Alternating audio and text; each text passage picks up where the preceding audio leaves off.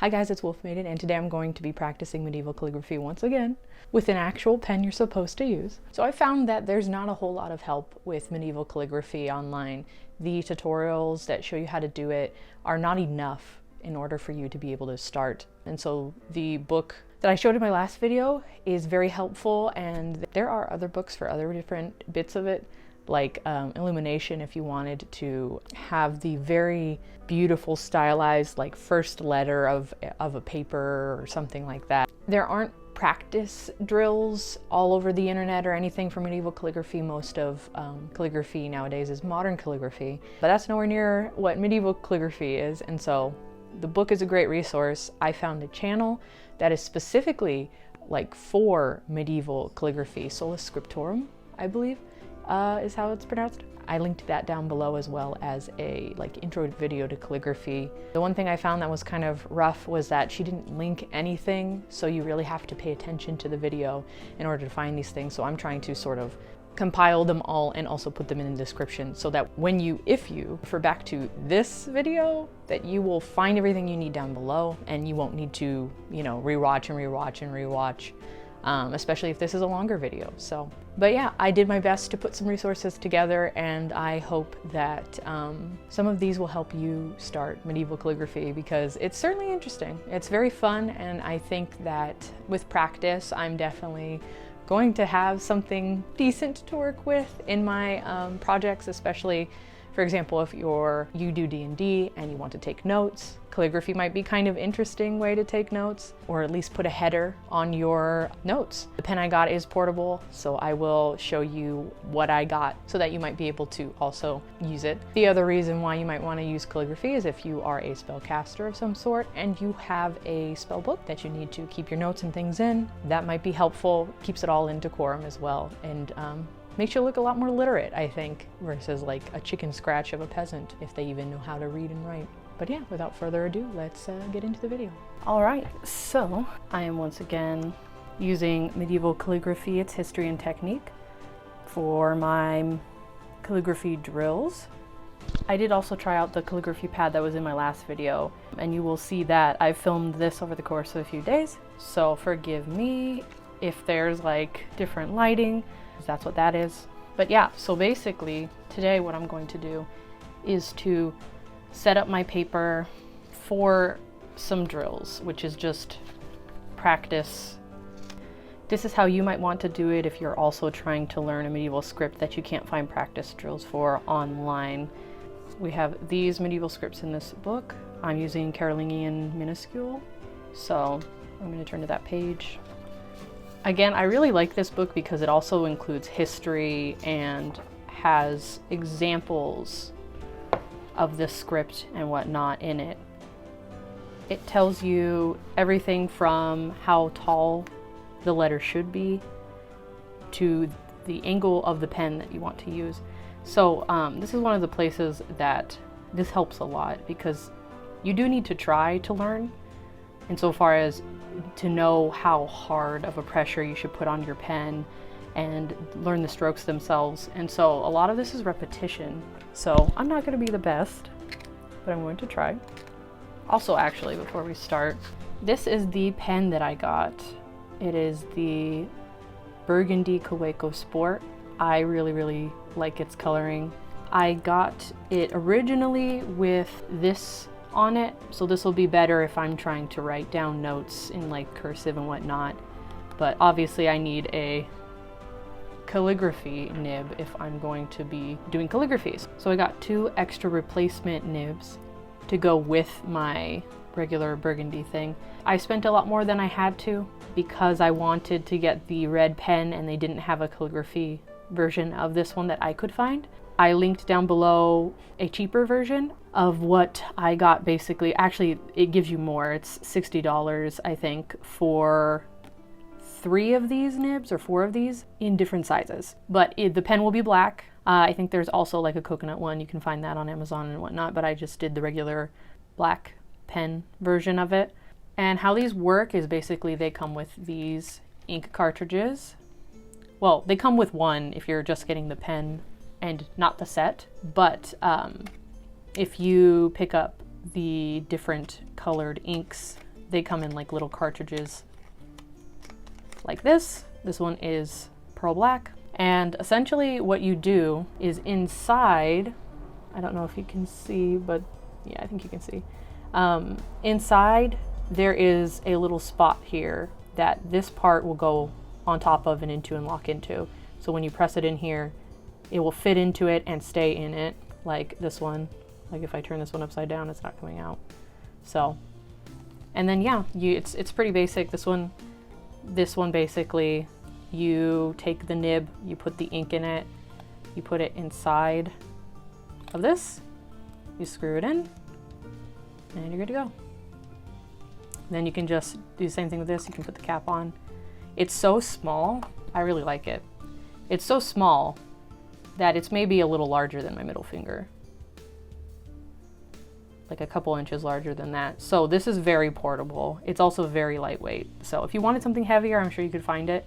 I decided to do this because this was more of my price point, even though I spent a lot more than I intended to. I spent about $80 for all of this.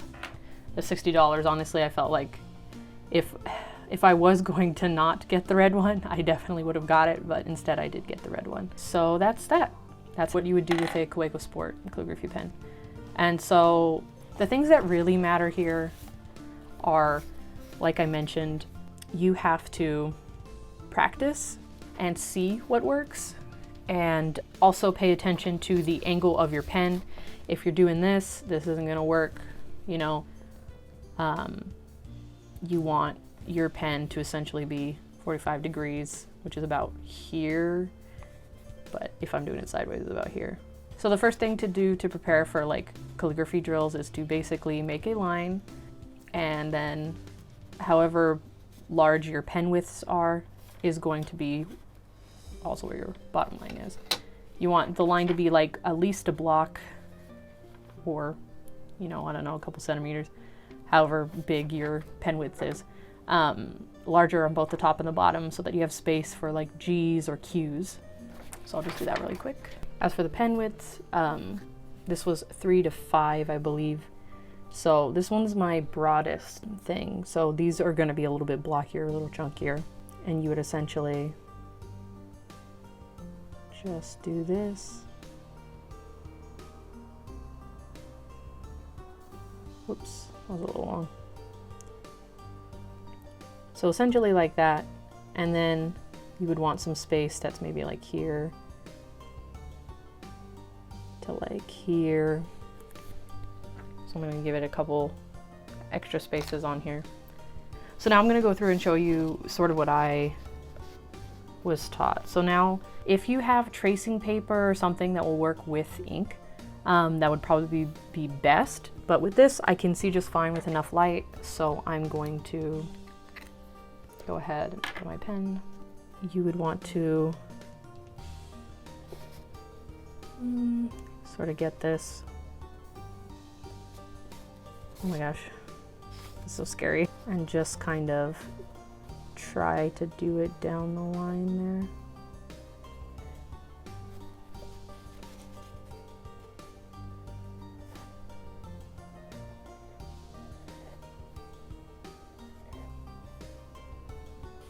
And you can see, I think the strokes get slightly better as I'm going here. Sorry for the shakiness.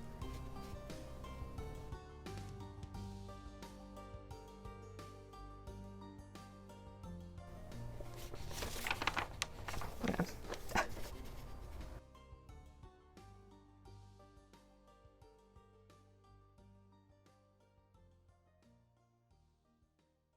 Getting it lined right is also hard.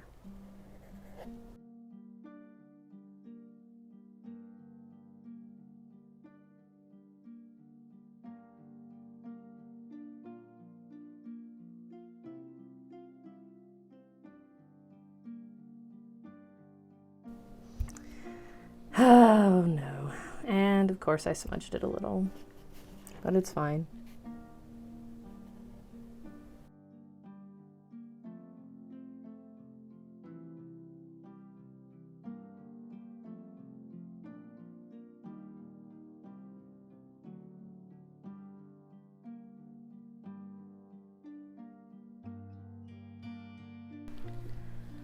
And this is how you would continue to do it for every single letter.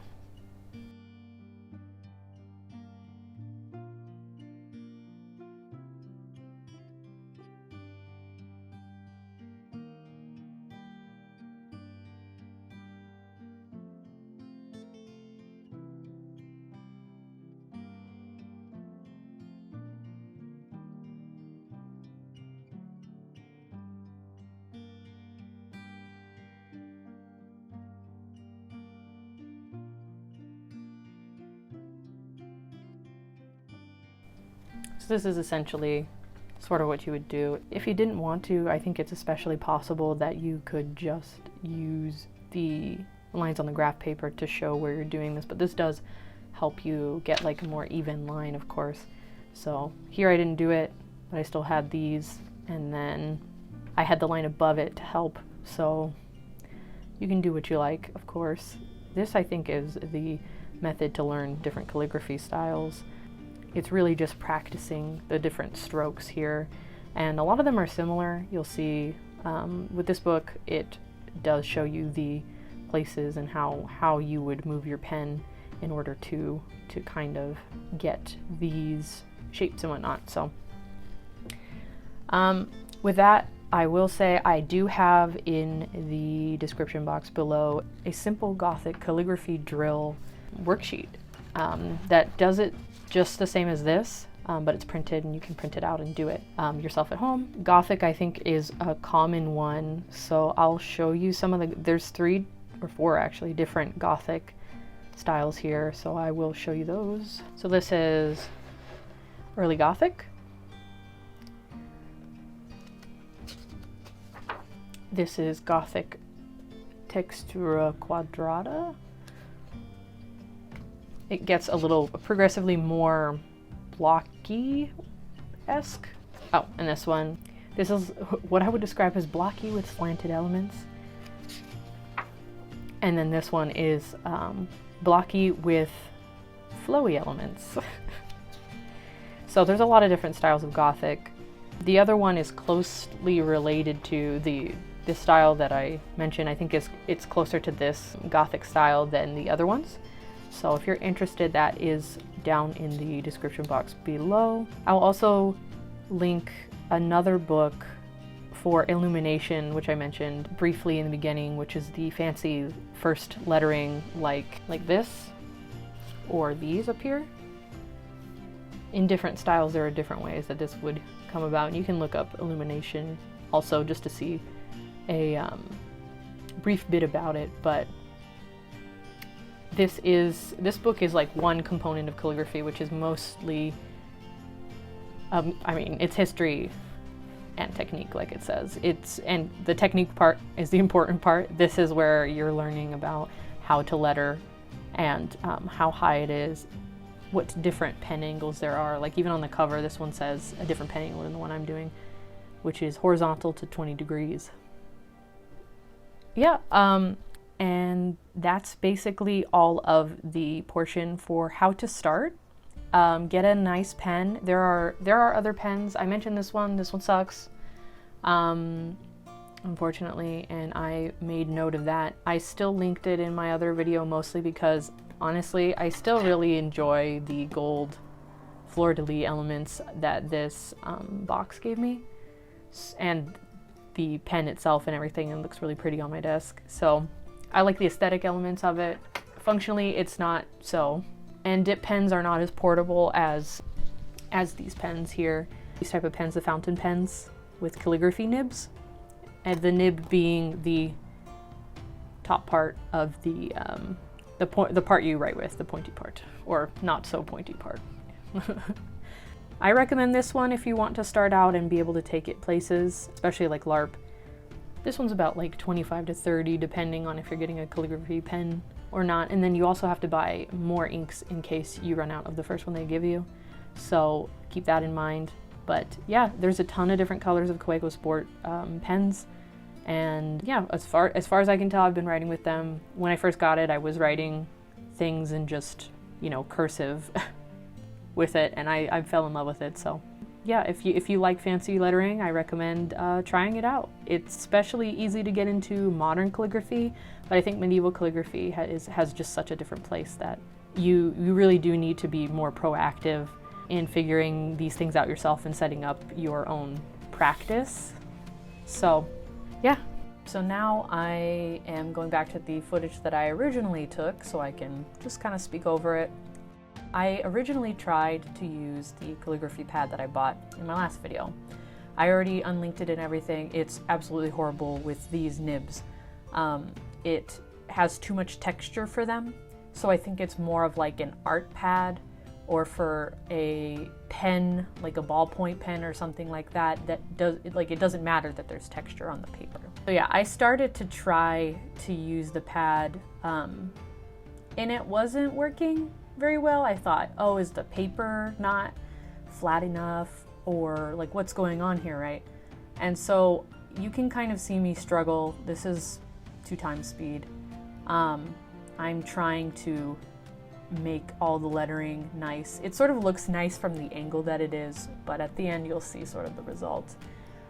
So yeah, I was really sad about that not working. So basically, if you're going to get paper, I recommend you stick with printer paper and graph paper, or like journal, like smooth journal paper to learn, just because yeah, this was a kind of nightmare as it continued on. It made smooth strokes impossible and kind of ruined my practice with it.